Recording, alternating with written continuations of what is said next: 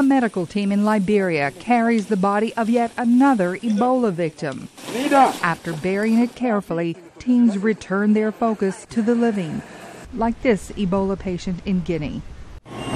The rapid spread of the virus has medical teams rushing to contain the outbreak, but with the death toll now topping 725, medical workers are having a difficult time keeping up, especially over such a broad area.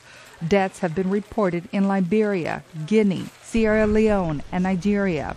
Now some governments and aid groups are temporarily pulling out workers, like these U.S. Peace Corps volunteers departing Guinea. The U.S. State Department and Centers for Disease Control and Prevention are working to fly back U.S. citizens and staff directly affected by the Ebola virus.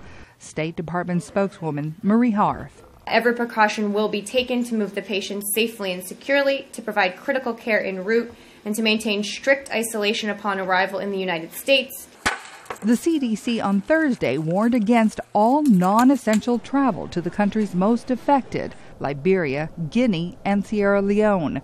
The crisis has prompted Liberian President Ellen Johnson Sirleaf and Sierra Leone's President Ernest Koroma to pull out of a U.S. Africa Leaders Summit in Washington next week. We're saddened that President Sirleaf and President Koroma will not join us during the summit. We understand what they're doing and why they had to make the tough decision not to come to Washington, but to stay at home and address this critical problem. The State Department Chief for African Affairs, Linda Thomas-Greenfield, says summit leaders will hold side meetings on the Ebola crisis, and the U.S. will continue to support the countries affected. We're engaging very closely with them now. We have CDC people on the ground.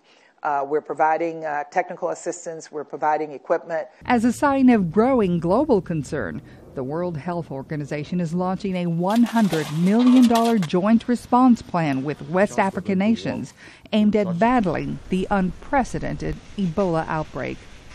Mary Alice Salinas, VOA News, Washington.